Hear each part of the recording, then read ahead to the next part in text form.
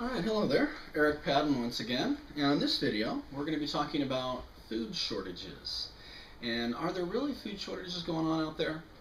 Well, the riots that you've been hearing about, one of the main things that is motivating these people that you're not maybe hearing so much about is the fact that they're now spending, the average Middle Eastern over there is now spending around 80% of what they make just for food.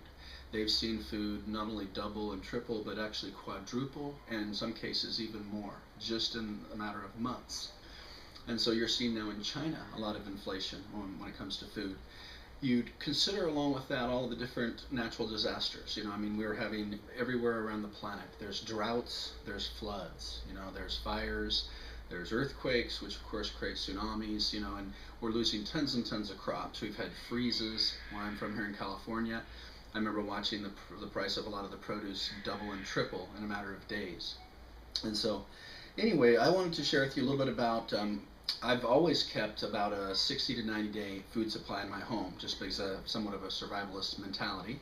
And yes, there are those people that, think I'm nuts, but I also believe that I'd rather have it and not need it, than need it and not have it when it comes to, the security of my family and my loved ones. And so anyway, this particular video is about not just storing food, not any old food, but food that is going to give you a high calorie count. Because in times of survival, you're really going to look at the calories. So you don't want to store a bunch of junk food. Rice is going to be one of the best values. Rice is absolutely going to give you the most calories for the dollar. And so I've got bags and bags and bags of this stuff sealed. We've got tons of everything from peanut butter and jelly, because my son, he can live off that stuff. And so the things that you normally eat day to day, I'm not saying you should store a bunch of MREs, something that's not going to taste good, that you're not going to eat, though there are some of them out there that have gotten a lot better nowadays at making food that does last, 10, 15, 20 years shelf life. But as far as just what you can do at the average person, doing their grocery shopping, keep your eyes open. We're very fortunate. In the United States, we can still get some really good deals. The way that the Federal Reserve and the banking system is manipulating the money is they're currently exporting our inflation to places like China and the Middle East, and they're the ones that are feeling it first. But just like when they print trillions and trillions of dollars, the banks that get a hold of them first, they can kind of direct where they want that money to go. But bottom line is it works its way through the system, and it's a very small, interconnected world. And so all that inflation is going to find its way back to the United States. And so I predict not only will we be seeing $5 gas by the end of this summer, if not even sooner, but also you're going to be seeing your food go up. I've already seen it on certain items, but we're still very fortunate in the United States. As I speak here, April 1st, we can still find some good deals out there. So I highly recommend keep your eyes open, buy double, triple what you used to. I've now taken my normal 60 and 90 day supply and I've doubled it. I'm working on, at least 6 months worth of food now. I figure the worst thing that happens is I start rotating through it in a year or so, and I say, thank God it didn't get as bad as I thought it would, and I've got a good deal on some food. That's the worst thing that happens to me. It's just like my silver, if the worst thing that happens to me is it only doubles or triples, since I've started accumulating it, I can live with that. I think silver is going to shoot up. I think the fundamentals, as you might have seen in my other videos, I think silver is the best place to be putting your paper dollars right now as far as preserving your wealth coming out the other end of this thing. But you're going to need food. And so rice, pasta, these are some of the things that are going to give you a really good calorie count for your dollar invested. You're going to want some protein, so you're going to need some nuts. A lot of people will use meats. You can mix this stuff. I'm not a big Spam fan, but if you slice it into small slices, I've prepared some dishes and stuff just that I could make with a campfire. If the power goes out in an earthquake, I've always had extra everything to be prepared.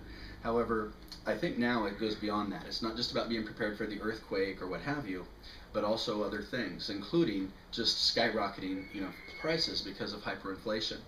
And so anything that has to do with metals, aluminum foil, your batteries, these types of things. Milk's going to go bad if you don't have power, so I collect cases and cases of this stuff. It's basically a soy milk. I was just able to get these on sale 2 for 1 at Henry's, and so I couldn't believe it. They were 2 for 1. Normally they're $1.99 each. I just got these things 99 cents each. And you can water these down if you need to and make your cereal. We've got cases and cases of cereal. Raisin Bran is a really good one as far as nutrients. The fiber cereals, those have the most nutrients for your dollar invested. But basically, just look at your calorie counts. You don't want a bunch of junk food in there. You want to have food that you can actually live off of. Coffee, if you're a coffee drinker, that's also going to be a very good commodity to trade with. You know, so things like that I think are the things you need. Things like this that are nutritious, quick and easy, you know, and they don't go bad, really good to have. So just what you normally eat, just buy more of it while we can. As good instead of having your money in dollars, which everybody can agree, you know, is going to go down faster than ever before because all this quantitative easing. Most people believe it's inevitable that we're going into quantitative easing 3. We just broke the debt ceiling. I don't know if you remember hearing about Timothy Geithner just a couple weeks ago, saying, hey, if we don't raise the debt ceiling, you know, we can't, you know, breach the debt ceiling because it would be catastrophic, you know. And he basically, just like they bullied us into all the bailouts, you know, the world will end as we know it if you don't give us this bailout program, which they passed without even reading it. They were trying to manipulate, but the people are so furious now. Over 80% of Americans said, forget it, we don't need to raise the debt ceiling anymore, we need to start cutting back. There's plenty of money out there. As you'll learn on some of my other videos, the money unfortunately is all wasted. It's going to interest on the creation of money. From the moment any money, paper dollars out there are created, we pay interest on them immediately. And that's where all the money goes. 90% of your federal income taxes doesn't go to what you think it does. Okay, it goes to interest to the Federal Reserve to line the greedy bankers' pockets. Now, your local and state income taxes, that'll cover some roads and some schools. But even the dollars that are created for these bailouts or the bonds to fund our economy, any dollar that is created, period, interest is paid on it from day one. And that's where most of the resources of our country go.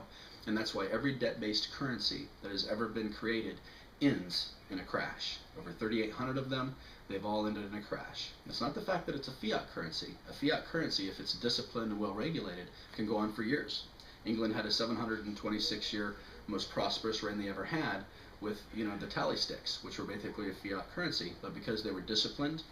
In Rome, you know, centuries of prosperity until Caesar took over and created the gold coins, which they could control, and they can cut them off. And, you know, once you cut off circulation of money and credit, the economy is going to crash. So anyway, my other videos go into more detail on that. This particular video was, is there a food shortage? Yes, there is. Are we going to start feeling it here in the United States? Absolutely we are. They can't keep exporting that inflation forever. It's a small planet, and it's going to find its way cycle through the system just like the currencies do, and it's going to devalue your dollar, and when you go to buy things, your dollar is not going to go as far. So think ahead. If I'm wrong, hey, I got some extra food stored. You can eat it. You know, it's not going to go bad in, you know, a year or two. If I'm right, you could be the difference between starving, looking at the empty store shelves, having to go out and try and barter. I'm also somebody that believes in silver to preserve your wealth. I believe in, you know, guns and ammo to protect yourself and your family from the people that didn't think ahead. Because when people are desperate, then there's going to be pockets of desperation, you know, when this hits the fan, all over the place. So you want to network. You want to have a group of friends or family where you watch each other's back and you look out for each other, and everybody's prepared in advance. So anyway, I appreciate you taking a look at this video. I hope you take this to heart, and I hope that in the long run, when we all come out of this mess, we can rebuild our economy on a solid foundation. But right now, we're on a shaky house of cards, you know, debt-based currency. It's not if it's going down, it's just when. So prepare yourself.